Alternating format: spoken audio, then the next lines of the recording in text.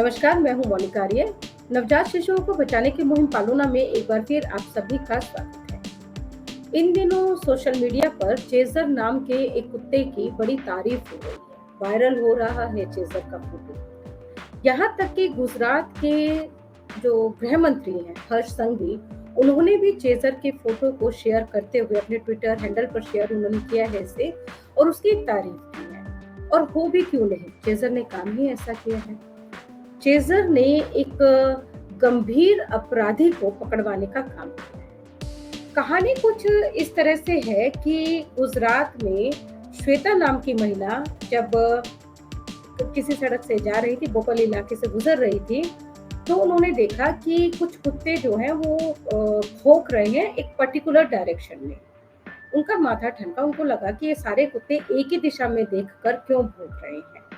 तो जब वो उस जगह के नज़दीक गई तो देखा वहाँ झाड़ियाँ थी और झाड़ियों में एक मासूम नवजात शिशु मौजूद था।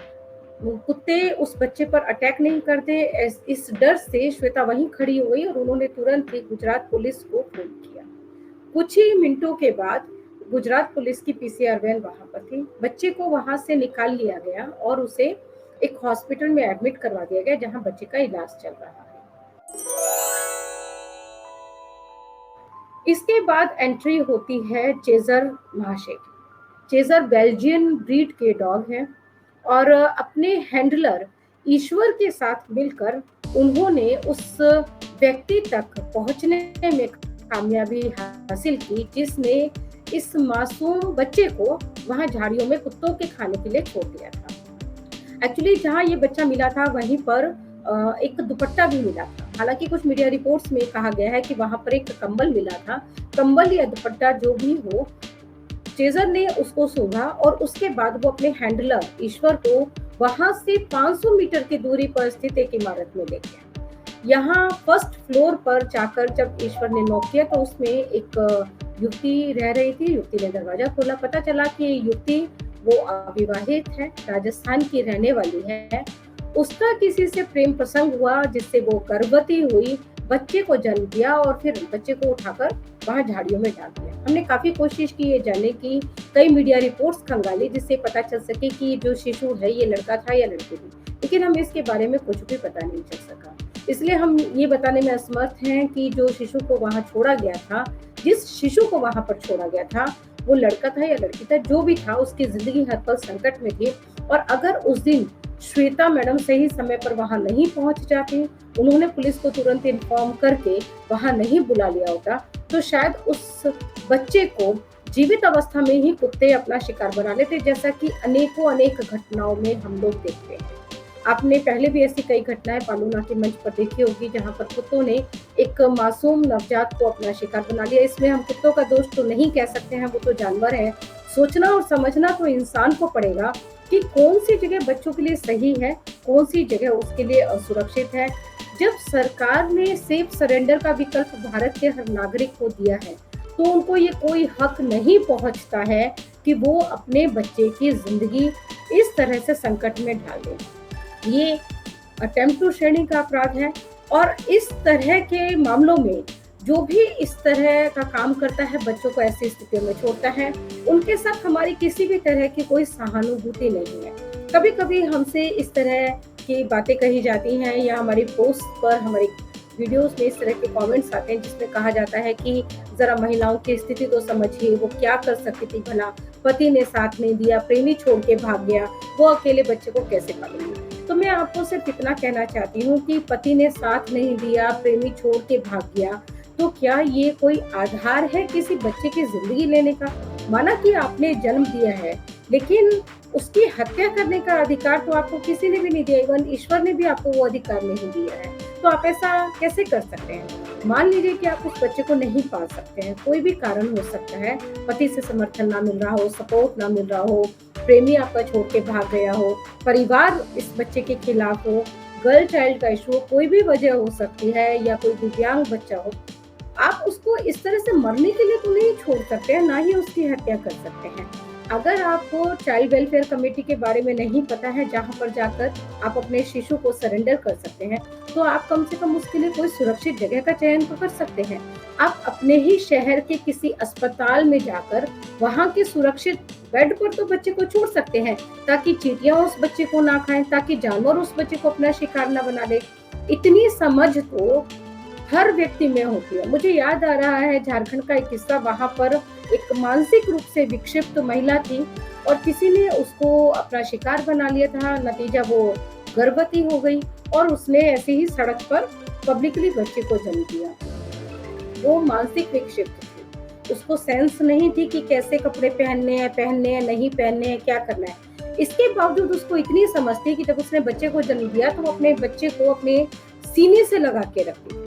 फिर बाद में आसपास वाले लोग जुटे, उस महिला को, उस बच्चे को उन्होंने हॉस्पिटल में एडमिट करवाया। और अगर मैं सही सोच रही हूँ तो शायद ये पलामू की घटना थी, पलामू या गढ़वा में से किसी की घटना थी, कुछ साल पहले की ये घटना है। तो मैं कह रही हूँ, आप तो समझदार हैं, पढ़े लिखे हो नहीं हो, उससे माँ होने का तो कोई सर्टिफिकेट नहीं मिल जाता। माँ तो माँ होती है, पढ़ी लिखी हो नहीं हो, बच्चे के लिए ममता होनी चाहिए। ममता नहीं भी है तो इंसानियत के तकाजे पे कम से कम उसके लिए आप एक सुरक्षित जगह का चयन कीजिए। बस इतना ही मेरा आपसे आग्रह है। अब आप बच्चे की जिंदगी को खतरे में डालते हैं, उसकी मौत हो जाती है और बहुत क्रूर तरीके से, बहुत वहशियाना तरीके से बच्चे इस स्थिति में रह के मौत को प्राप्त होते हैं। फिर पुलिस आपको पकड़ती है, आपको जेल हो जाती है। तो ये सब करने की क्या जरूरत है जब सेफ सरेंडर का विकल्प है।